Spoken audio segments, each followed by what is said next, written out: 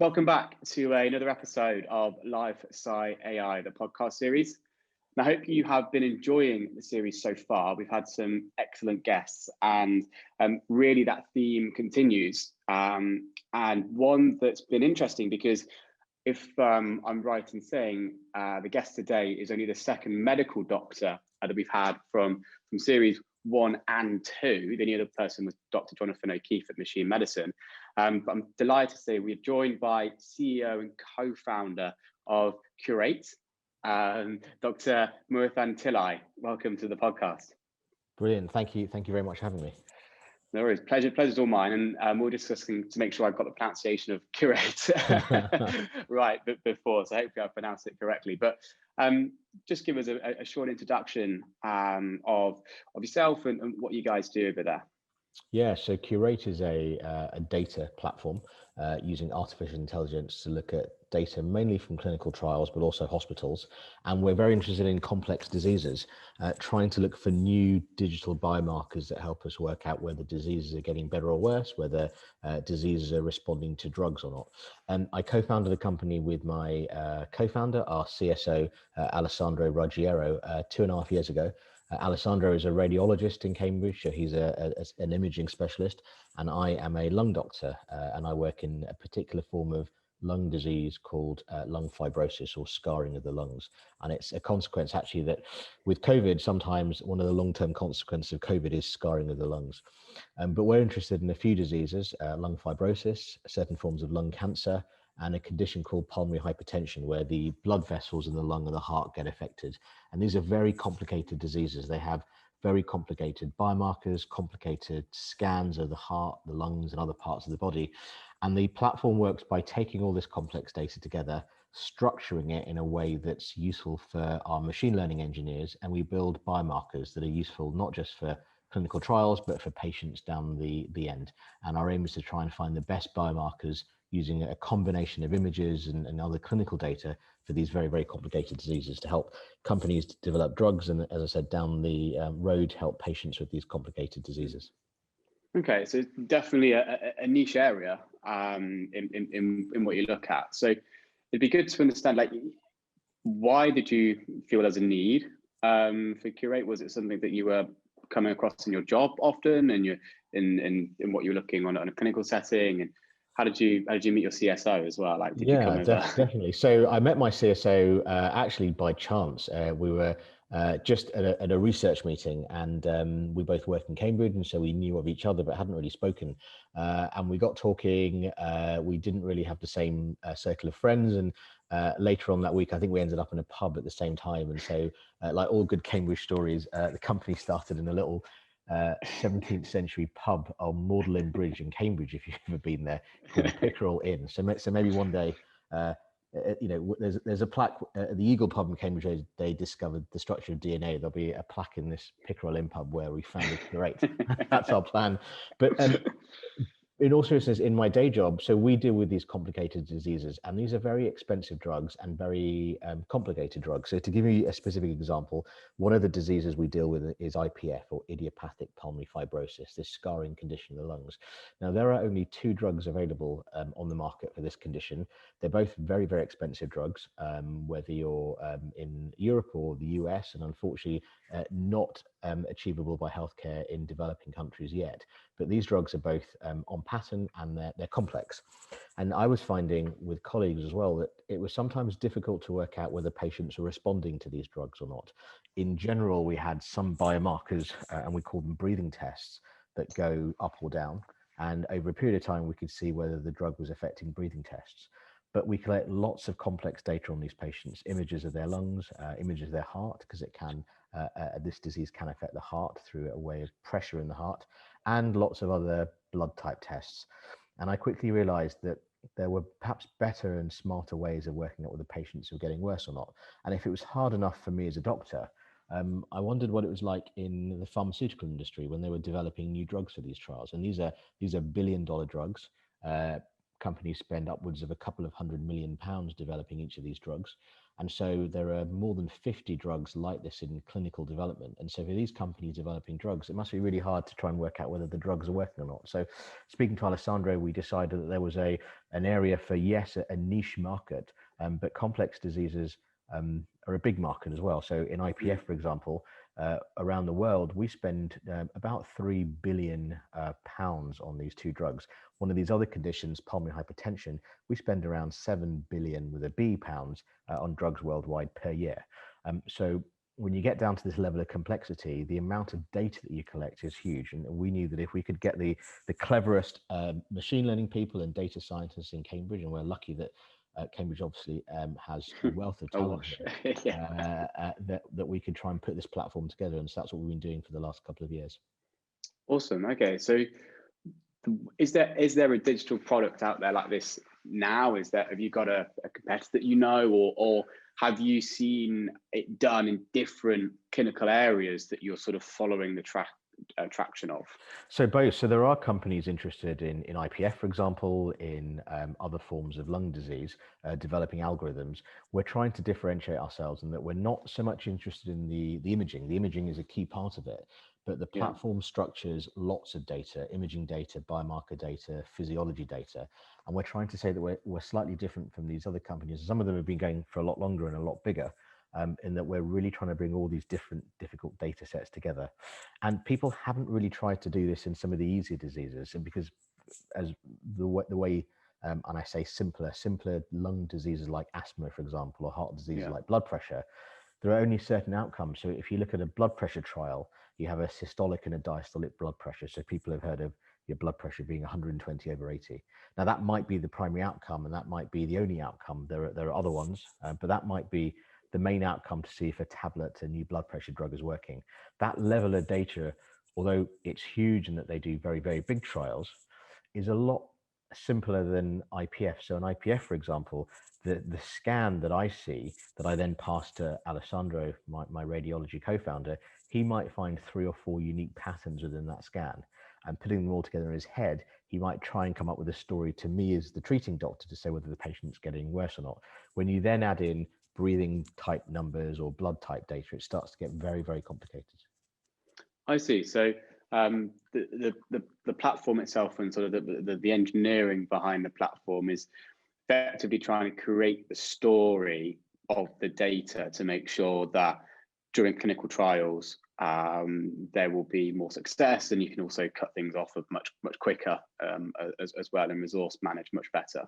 Yeah, that's exactly right. So for us, it's all about the data, hence our name, Qureight. It's spelt unusually, but it's a play on words of a museum curator, someone who curates data and takes the highest quality data to put into these trials. And so you're right. So we could help, and we're working with some pharma companies at the moment on our platform, and we could help them, for example, look at their trial data and try and cohort patients. So find the best patients to go into that trial, or partner them during the trial. So when the patients are going through a trial and we're collecting scans and other biomarker data, it could come through our platform in real time and allow us to give them specific insights. So that's what we're trying to do with these complex diseases. Okay. And when did you start getting traction with this? Did you speak to some contacts before, or did you sort of set out from the pub and went, let's go, and then see what happened? So I think we're lucky in a way in that as medical doctors, we've built this company up from a medical point of view. We were quite clear that we don't have the tech background to build platform technology. I should say that we have 9 or 10 people now, and our CTO, Darren Gallagher, comes with 20 years of experience from very, very big global companies building up platform technology. So without that, we'd be stuck. But we've come at this from a medical point of view, and we know some of these pharma companies. We've had traction with them. We've signed a couple of deals recently, and we're soon about to in the next few weeks announce a much bigger deal. But we're starting to get traction, and we closed a funding round a couple of months ago, and so now we have some more money to really hire some more people and accelerate what we're doing. Oh, fab. So in terms of the data, then I don't know how much you can share or willing to share. So obviously you mentioned the imaging data that you have there, and then the other biomarkers. So is it what are the normal structures of data and going in? Is it combining NLP? Is it combining normal statistical analysis as well? How is that looking on the platform when you input? Yeah, so that's interesting. So if you're a client in the pharma company and you want to upload your data, that we have various APIs for how to upload data. So we're doing a project with 6 or 7 hospitals in the US, and they upload their data via our web browser, and our cloud-based platform is based in the UK. If you're here in the UK, you may actually upload your data in a slightly different way. But once you upload the data, we have ways of automatically curating that data, tagging it. So for example, taking the images, putting breathing tests or blood biomarkers with it, and converting it into the right format for our machine learning engineers, who then take that and run that through a particular ML process to come out with biomarkers at the end. To give you more concrete examples, in the lungs, for example, in the heart, we've managed to break them down to the individual structures. So looking at blood vessels in the lungs or types of pressure in the heart, for example, and try and have specific algorithms, then that's one key component. The other key component is actually putting these all together at the end. If you have a series of different algorithms and biomarkers, how do we, for that particular client, package them all up to create a specific, unique digital biomarker that's specific to their drug or their clinical trial? Okay, so is there going to be some sort of like personalization of certain? I know, like if you were to sell it as an individual platform for that drug development, can you personalize a platform for that project? Definitely, but it's also important to say that a lot of this is quite generic. So, for example, we're interested in looking at the side effect from certain forms of lung cancer or breast cancer drugs. There are certain blockbuster drugs that can cause a side effect of inflammation in the lungs. Now, these drugs all have different molecular pathways, but potentially the outcome of what they do to the structures of the lungs is quite similar. So we may create a package of digital biomarkers for drug X, but actually that might be very similar to what's used in drug Y. It might have to be tweaked a little bit, but the basic algorithm, the basic set of biomarkers might be the same across the different classes of drug. And that's really interesting to try and work out, are we creating a specific product for a specific partner, or can we take some of what we've created for a new partner that comes on board to the platform? Yeah, so there is some area of scalability there to the platform. Yeah, and I think that's absolutely key. So the work we did prior to our funding round was all project based. We would have money from a particular pharma company to do a project over a series of milestones. The new contracts that we're signing over the next couple of months are all license fee based, where we actually charge a license fee to look at our platform, and we will run various models for you, but you as a pharma client will pay us, and that license fee is scaled up depending on how much data you want to run through the platform. Oh, brilliant. Okay, so what was the transition like going from project based to license fee based? Yeah, really interesting, and that was the you know what it's like with the venture capital world and getting funding. It was really key that we could show to our investors the scalability and the future of this platform. And interestingly, it was actually easier than we thought, because biopharma companies, especially the very big ones, operate on a license fee model. They understand the license fee model. And the minute we within our company switched around to say, let's stop talking about projects and talk more about platform access, and those conversations, surprisingly for us, actually started to become easier. Oh, okay. So you didn't realize that you were making the right transition. No, and I think that's, that comes with our, the fact that we're new to this as doctors, and also building up a company that, understanding how biopharma works, how business development works, is something that's becoming really, really important to us as we grow as a company. Yeah, I see. And you guys came from, remind me the name, but a Accelerator program in Cambridge, right? We did. We actually came off the University of Cambridge's Accelerator at the Judge Business School. That's where we formed the company, and we had great mentorship and great advice from them. We're actually still on the Accelerator, and we don't go to as many lectures. I'm sure we kicked off at some point, but we're still technically on the Accelerator. Yeah. What do you think, what are the biggest advantages of somebody coming from your kind of background into the business world and making the transition? Because obviously, as well, you haven't got as much software and AI experience as well. So you had the clinical experience, but there were the pieces perhaps that you needed to learn. Yeah, and I think that's where an accelerator like the one at the Judge Business School is fantastic, because not only do you go to a series of lectures and you have a sort of mini MBA, but you also potentially can ramp things up, meet lots and lots of very interesting people. get lots of great advice from people, and really understand how business development works, how technology works, and Cambridge is obviously an exciting place to do that. Yeah, no, for sure. And are you in? I guess you're in like your little cohort then. So do you keep in touch with other businesses? Is there some competitive nature on who can get? We do. I mean, there are a lot of tech companies growing in Cambridge, life sciences companies here. So there is definitely that level of competition. There's a WhatsApp group which is sometimes dormant and sometimes quite competitive. But yeah, we've been on the course for a couple of years, and it's been quite exciting to see other companies grow and become very successful as well. Yeah, no, for sure. And you mentioned your CTO, Darren Gallagher, as probably most important hire that you made in a 2.5 years. So I guess for maybe people listening to this who haven't got a CTO or considering adding a CTO to their C-suite, what was the process you went through? Did you know Darren? Did you get connected with him by somebody else? And what were the key things you were looking for in a CTO from a medical and clinical point of view? And again, we're lucky because we're in Cambridge. Darren was introduced to us by someone on our board. We'd been looking for a few months for CTOs, interviewed various people, nothing had really connected. The key thing we wanted, apart from somebody who could obviously work with, is somebody who understood big data. Now, Darren worked at a company called Autonomy, which then sold to Hewlett Packard Enterprise. He was head of global data. He understands big data. He doesn't understand medicine, but actually that doesn't matter because Alessandro and I understand medicine perfectly. We wanted someone that understood data and technology and building and scaling platforms. And so for us, Darren was, you're absolutely right, that key hire.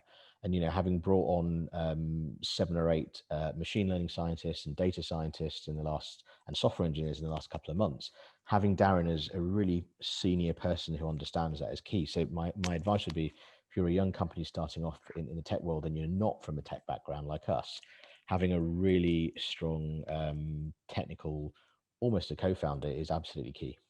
Yeah, and the discussions that I have in this sort of very senior, either VP or C-suite level, is always the balance between understanding, if it's a medical device or if it's pharma biotech, understanding the particular data, restrictions, regulations, or what is there versus the tech, understanding big data, understanding how you build a tech company effectively. So would you argue that actually the tech is more important than the biological or the clinical? At a early stage company like us, the tech is far more important and the data is far more important. So yes, the regulation is important. Yes, the ISO certification, the level of data security, the level of clinical data is absolutely key. But taking that kind of stuff to a side, if you take that as a given, then it has to be about the tech. For us, it has to be about the platform, the AI annotation, the tools we're building. For us, this is absolutely key. Yeah. Okay. And if anyone's listening to this thinking, you guys started 2.5 years ago, there was quite a big event that happened 2.5 years ago with the pandemic starting. So starting a business then, was it before COVID you had the pub chat or after COVID? So before COVID, we then had a bit of traction. We hired our first software engineer before Darren came on, and we started to do some work. And then COVID hit, and obviously as a lung doctor, COVID was a very difficult time. It still is a difficult time, but we went through a very difficult phase where we continue to do work on the side, but we had to refocus all our clinical time in our jobs. And so that's changed as we've cut down our hospital commitments dramatically with our last funding round. But prior to that, we were almost full-time doctors, and that was very, very challenging, definitely. Yeah. Well, what sort of pressures did that have on you? Did you feel like the business moved forward enough in that time? I guess it was a very unique situation, and obviously you had to tend to the clinical needs, more importantly during the pandemic. But so actually, and we were fundraising last summer where yes, the wave had gone down, but there was still a lot of patients.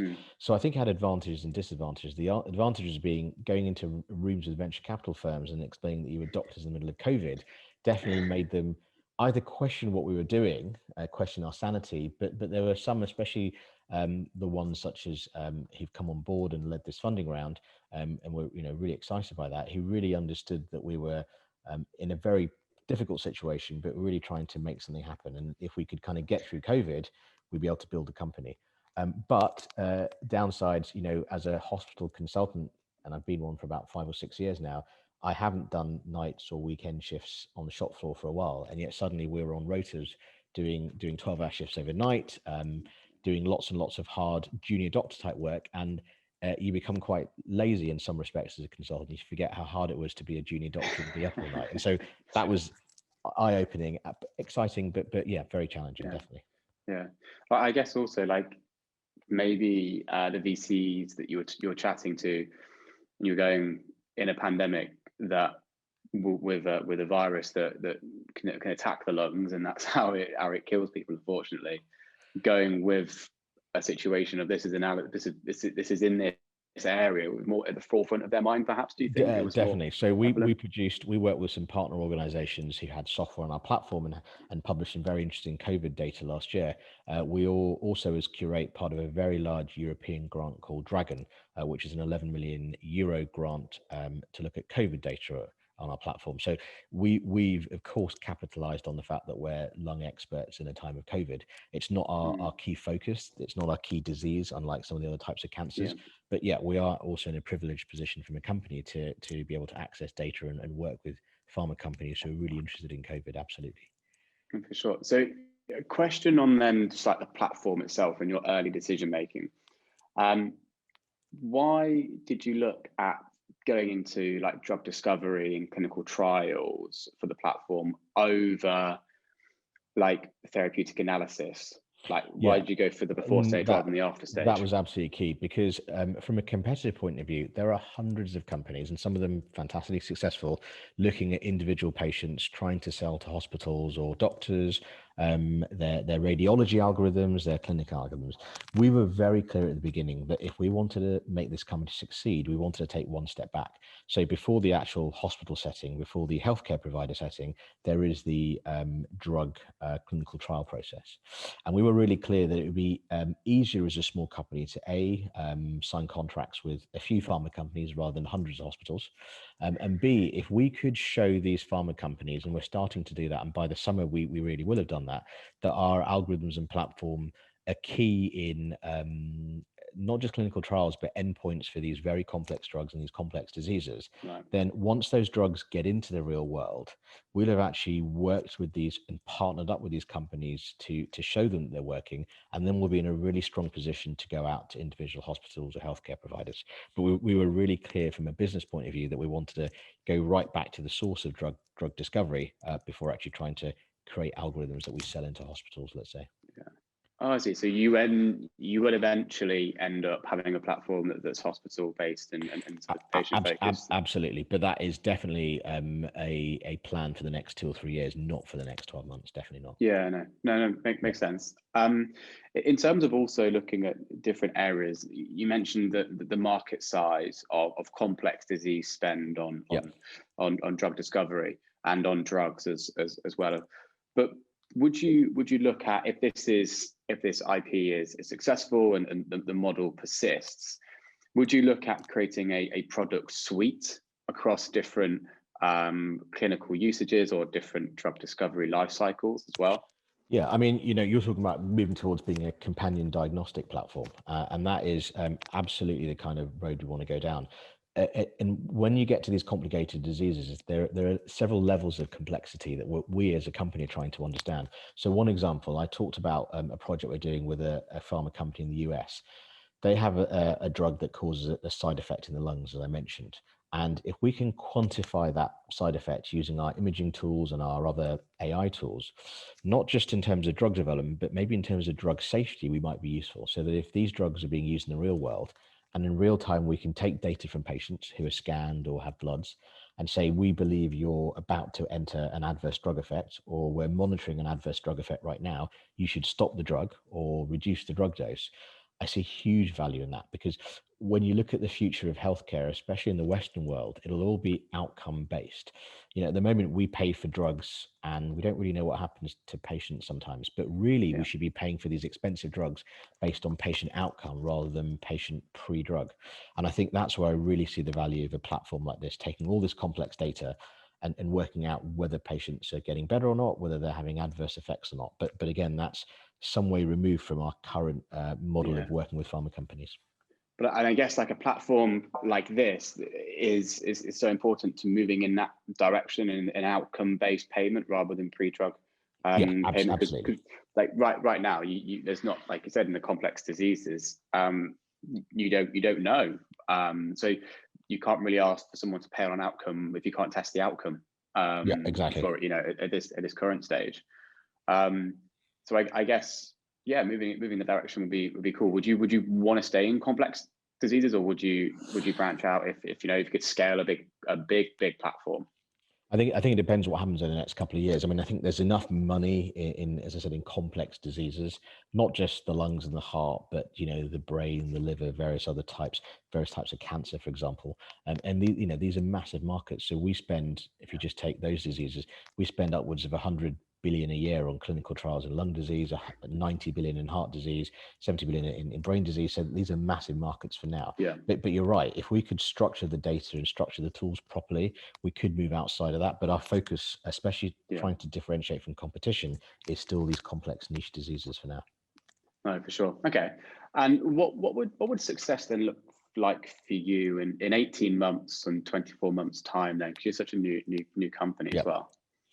I think, people measure success looking at different things. I think from a company point of view, we absolutely would want to have branched out into some other diseases, complex diseases, yes, but other types of complex diseases. We absolutely would want to have partnered up with some large pharma companies for clinical trials, and we're confident that, in around 6 months, we'll be in a strong position to do that. And we'll want to grow the team. Our funding and our current model takes us so far, but we really would want to accelerate business development and further investment at some point in order to really grow and scale our team, I think. What do you think? Like you said, the current model and structure gets you so far. So what would be the next? Have you thought about what you would need, either model wise or structure wise, to get you to the next step? I think it's data acquisition, really. So we're getting lots of great data from trials, but we really would want to branch out. And once we started to get data from other parts of the body, other complex diseases, and not just imaging data, but biomarker data, other types of genetic data, proteomic data. Once we start to integrate all of that into the platform, then I can see some real value to what we're doing. That makes sense. Okay, and I know there's a lot of work around, and I've not prepped you for this, so but I know there's a lot of buzz around like personalized genetic modeling and things like that in Europe at the moment. A lot of research in that. So could this kind of platform fit into that personalized medicine, personalized care, personalized drug discovery as well, potentially? Yeah. So again, if you take the example of IPF, our sort of benchmark condition, when a patient goes onto the drugs, not only do we sometimes not know if they're getting better or not, we sometimes can't quite track drug side effects. And if we had a personalized way of taking all their data, and by the way, this is data we're currently collecting in the real world, we're collecting scans, bloods, biomarkers. If we had a way of accessing all that data on a personalized individual basis, and then handing that back to the patient to say, yes, drugs are working or they're not, that would be absolutely ideal. In order to do that, we need to firstly acquire a lot more data. And secondly, we're not, as an early stage company yet, set up to take genetic sequencing data or protein sequencing data, which is huge amounts of data. But absolutely, we're in talks with a couple of companies about partnering up with them, so that as we grow and other companies grow, we somehow integrate our platforms together. Oh, that's awesome. Okay, and last question about like where it could go. Could this go in? Could this like fit into like wearables? So Apple Watches now, you get some type of biofeedback in there. When we chat with wearable companies, or could it go that far as to like someone can check their side effects from their Apple Watch? To be honest, that's not something I've given a lot of thought to, but in the ultimate scalability point of a platform like this, there's absolutely no reason why not. When you look at Apple, companies like Amazon with their new Halo device trying to take on real-time monitoring. If we have a patient on a complex heart drug, and we're taking on real-time blood pressure or heart rate monitors from a wristband and integrating that into whether drugs are working or not, absolutely. At that point, we'll have either IPO'd or been acquired by Amazon, I think. But that's the kind of level of scalability you're talking about. Yeah, that's what I was just thinking as we're chatting there as to how far this could go, maybe in 3, 4, 5 years. Yeah, and I think it's all about the data. It's all about getting the best. And again, going back to our name, the best, most highly curated data. That's absolutely key to this whole platform. Exactly. The amount of times that it always circles back to data and how important the data is, and the right kind of data. Always about the data. It's fantastic. So a lot of plans for you, and hopefully we'll see very, very successful next 12, 18, 24 months. And thanks. If there's anybody wanting to talk to you about what you're working on, how's the best way to reach out to you? Yeah, so if you go to our website, curate.com, which is QUREIGHT, the number.com, you'll find an info link to contact me directly, to contact us and the team. And I'd absolutely love to speak to anyone who's interested in data, complex diseases, or just wants to find out about our company, or wants to invest some money at some point. We'd be very keen as well. So yeah, please reach out if you're interested, definitely. Yeah. Awesome. Thank you very much for your time. Been an absolute pleasure to chat with you, and hopefully, like I said, we'll see some successful announcements coming soon. Brilliant. Thank you very much for that. Cheers. Thanks. Thank you.